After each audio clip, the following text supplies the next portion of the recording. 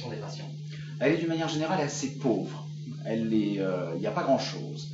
Il y a effectivement l'obligation qui est prévue dans la loi Kouchner, mais je pense qu'elle n'a pas été bien comprise et que notamment de nombreux médecins, de nombreux praticiens hospitaliers pensent que c'est en quelque sorte faire signer une feuille relative au consentement pour une opération et que ça ne va pas au-delà. Alors que dans la loi Kouchner, le droit à l'information est beaucoup plus vaste et il n'est surtout pas lié au droit au consentement ou ce qu'on appelle le consentement éclairé. C'est pas parce qu'on doit consentir à une opération qu'il faut informer à ce moment-là. Il faut informer généralement, pendant tout le processus de soins, pendant tout le projet hospitalier, pendant toute la période où on est hospitalisé, où on est en traitement. C'est pas l'information juste à un moment donné par rapport à l'acceptation d'une opération, c'est l'information pendant tout le processus de soins. Et si on avait Hôpital TV, la télévision faite par l'hôpital pour les patients qui l'accueillent, est-ce que vous pensez que c'est quelque chose qui pourrait améliorer quelque part l'information? Moi, je crois que c'est un plus parce qu'on a un déficit d'information à l'hôpital, comme je l'ai dit, parce qu'il y a le déficit d'information général du point de vue de la médecine, mais il y a aussi le déficit spécifique de l'hôpital, comme les droits du patient hospitalisé. Je me rends assez souvent dans les hôpitaux, c'est pas toujours affiché. On n'a pas toujours non plus donné le livret d'accueil à l'hôpital. Ça serait formidable de pouvoir avoir le livret d'accueil avec des images animées sur un support télévisé. Qu'est-ce que ça vous inspire, vous? La télévision et santé, c'est un mélange qui vous fait peur? Au contraire, ça vous paraît une synergie à créer? Non, il me fait pas peur. Il me fait pas peur, c'est vraiment des synergies à créer. La Fédération des maladies opérées du cœur représente 24 associations de patients qui sont concernés par tout ce qui atteint le cœur, c'est-à-dire les gens qui sont malades du cœur, qui ont un infarctus, des gens greffés cœur poumon, les gens nés avec une cardiopathie congénitale et qui vivent en ce moment très longtemps, souvent maintenant, les porteurs de valves, tout ce qui tourne autour du cœur. Est-ce que vous pensez qu'il y aurait un intérêt pour les patients à avoir accès à un tel média?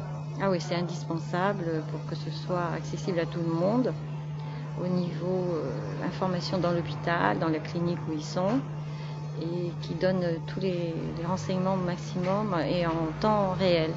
C'est-à-dire que ça permet aux patients de se renseigner sans trop questionner. Et souvent les patients n'utilisent pas la plaquette papier qu'on leur donne. Oui, l'avantage, c'est que les supports papier vont être faits en écrit en français les 3/4 du temps. Bien sûr, certains ont des bilingues, des trilingues. Mais l'avantage de la télé, les gens vont mieux comprendre parce qu'ils vont regarder le dessin, l'animation et ça va être plus à leur portée.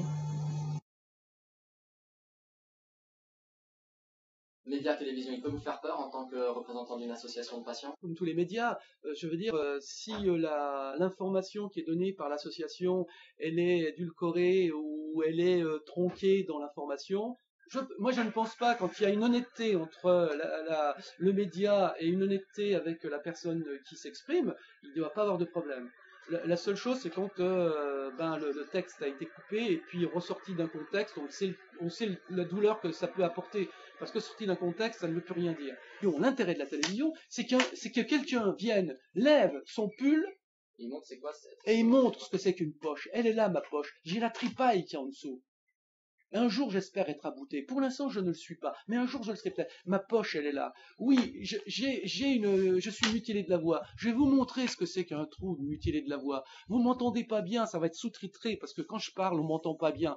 Écoutez, j'ai un problème, je suis paysan. Quand j'ai été mutilé de la voix, que je suis rentré à la maison, j'ai appelé mon chien, même mon chien m'a pas reconnu. Vous voyez, ça, ce sont des témoignages. À la télévision, ça, c'est hyper porteur.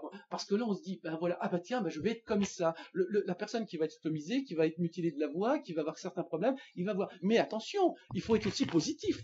J'ai ma poche, mais grâce à ça, et puis une petite ceinture aussi, je retourne ma plonge, j'ai ma vie qui revient correctement.